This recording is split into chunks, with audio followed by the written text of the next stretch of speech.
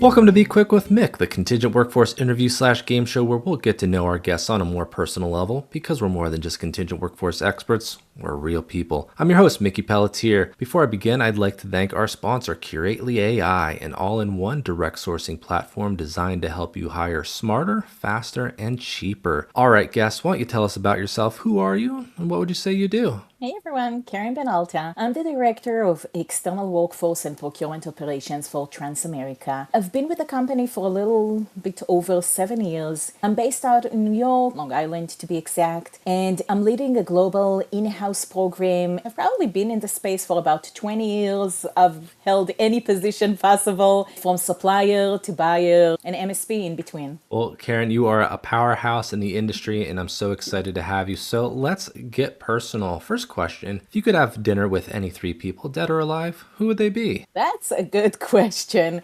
First one that comes to mind is probably Ruth Bader Ginsburg. I absolutely love her incredible contributions in equality and justice and women's rights, and she would be somebody that I think that we will have a really good heart-to-heart conversation. The second one, probably Steve Jobs. I absolutely love his innovative approach to changing the entire industry. He basically transformed the world as we know. Good or bad, it's another topic, but it definitely was innovative, and I absolutely appreciate and want to know a little bit how we started from a small garage into this empire of everything that he was doing. Last person, I would choose Nelson Mandela. He had a profound impact on social justice and leadership, which was amazing to watch. And we also shared the same birthday, so it would be pretty fun to actually talk to him as well about that. Oh my goodness. Yeah, speaking of powerhouse, what a great group. Good answer. Next question though, what's your go-to karaoke song? So people that know me knows that I love to sing. I do not have a good singing voice, unfortunately.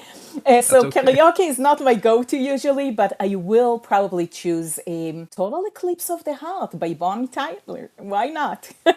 That's a good one. I'm surprised by that pick, but I love it. All right, next question. What's a place you've always wanted to visit but haven't yet? 100% Australia. Don't know if you know that, but I was actually supposed to take a different route in my life. I was actually supposed to go and do my master's in Melbourne. And life took me a different path. I relocated to the US a little bit over 20 years ago, and I got my master's eventually at UGA, but it was definitely something I've always wondered how my life would look if I've actually relocated to Australia instead of to the US. Yeah, well, hopefully you'll get there one day. And I yeah, hope so.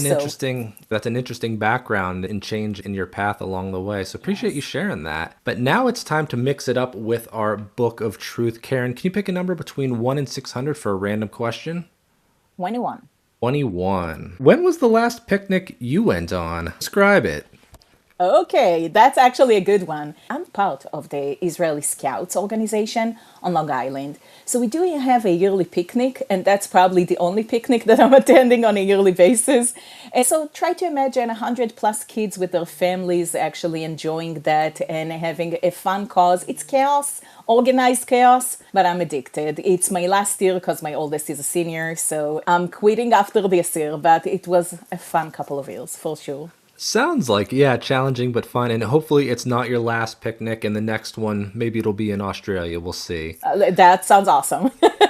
All right, now it's time for our challenge round where our guest will get to think quickly and answer some contingent workforce related questions. All right, Keren, here are your options of challenges. Pick one and I'll explain the rules. There's the yes, no opinion gauntlet, word association, never have I ever, finish the sentence, and would you rather. Let's do yes, no. This is, I think, a fan favorite. So I'm going to ask you some questions about the contingent workforce space with yes, no opinion answers. You give your one word yes or no opinion, and there is no right or wrong answer, but also no chance to explain your answer. And yes, there may be loaded questions. We'll get through as many as we can here in 60 seconds. So let's get started here. Is managing contingent workforce program more complex than managing an employee talent acquisition program?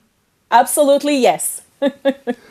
Do contingent workers typically experience a faster engagement process than full-time employees? No. Is the main reason companies primarily use contingent workforce to save costs? Yes. Do you feel freelancers are the fastest growing segment of the contingent workforce? No. Do contingent workers face more job scrutiny than full-time employees? Yes. Do most contingent workers prefer short-term contracts over long-term ones? No.